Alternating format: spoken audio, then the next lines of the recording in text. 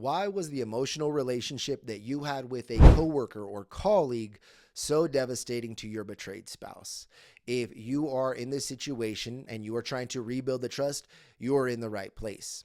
I am Coach Michael, an infidelity recovery specialist, and in today's video, we're going to be going over why it happened, what it means for you, what it means for your betrayed spouse, what to do and what not to do in order to begin giving ourselves the best chances at rebuilding the trust. Without further ado, let's get right into it. Now, what most unfaithful spouses think is that if there is no physical contact and there is no flirting, then it's not actual cheating, when that's not at all the case. And what happened was a situation unfolded with a person, and more situations began to unfold, whether they were appropriate or not. But at some point, they began to be inappropriate, and we convinced ourselves that they weren't. We convinced ourselves that they were just innocent little interactions, right? And what I'm doing isn't wrong, and so my spouse doesn't need to know about it anyway. But deep down inside, we knew it was.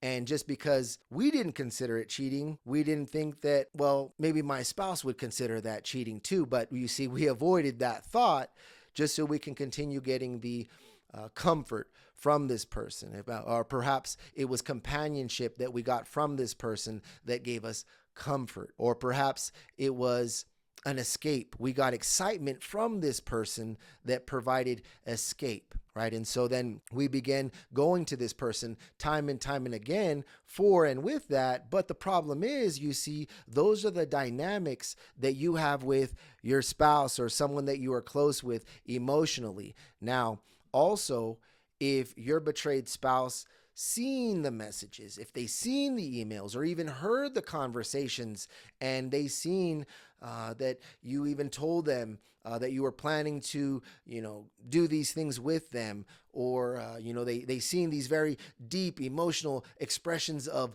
love and connection. And then after it was discovered, you're going, well, no, I didn't feel any of that. It was all fantasy. It was all fake. It was all just a lie, right? And that is the problem right there, because it wasn't. It was, in fact, more than that. And there were reasons why you were developing this relationship with this person. And it may not have been to leave your spouse for them, but you see, when you do not understand why you did it, and the only explanation you have for your spouse is, well, I was just, stressed, and, it was just innocent flirting, or, I was just, using them as an escape, or it was just for attention. They're not going to go for that, right? Because that is not enough of you reflecting back on what you've done to develop an understanding of yourself to make sure that you won't do it again.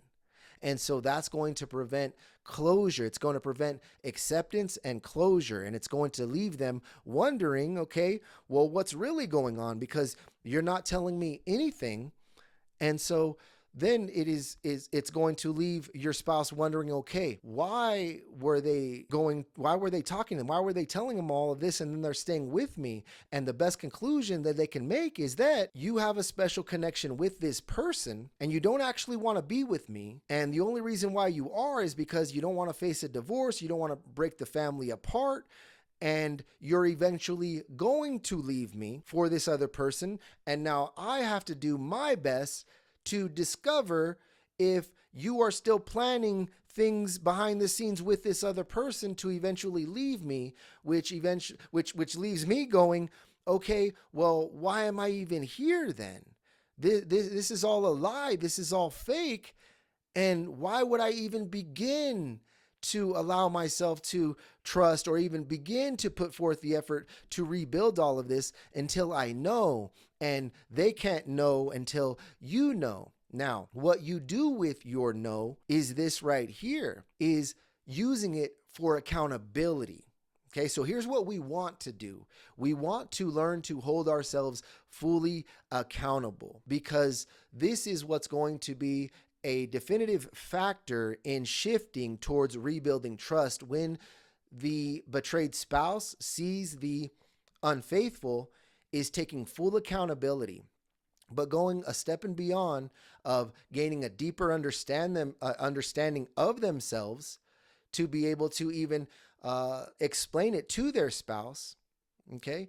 And bringing it forth and having zero downplay, having zero lack of accountability on your end, and going back and going, you know what? I did feel all of these things that I told you I didn't feel. I did think this. I did feel that in the moment. Because what we do is we tell our betrayed spouse, no, I didn't feel any of that. No, that didn't happen. It was all a lie. I didn't feel any of that. It was all none of it. And what your betrayed spouse is doing is going, yeah, I don't believe any of that. Because it's not true. Part of it is true. You may be saying that, yes, it was all a fantasy and I never planned on leaving them for you. That may be true. But at the same time, when you say, I never felt anything for them, that's not true, because you did feel something in those moments. You did feel good. You did feel attractive. You did feel confident. You did feel desire. You did feel special. You did feel those things in the moment. Okay. But when you tell your spouse you didn't feel anything, they're going to go, okay, you're just lying, and you're continuing to lie. And so how can I begin trusting you when you're continuing to lie to my face, not holding yourself fully accountable? And plus, if you're not holding yourself fully accountable, then to some degree, I'm beginning to think that you think that what you did wasn't wrong fully. And so what am I supposed to do with that? And so right now, for you, the unfaithful, your biggest shift is to begin going further and learning more about yourself in your actions, your behaviors, your mental, emotional character, everything about you, and being able to change in all of the right ways and not being afraid. I'm not saying that you are, but not being afraid to really face that uncomfortable truth, face those discomforts in order for you to finally break through and make those changes so that your betrayed spouse, so that the both of you can finally begin rebuilding the trust. And so that's going to do it for today's episode. I hope this helps. If you have not subscribed already, subscribe now, like the video, and follow along for more very helpful videos on how to rebuild the trust after betrayal.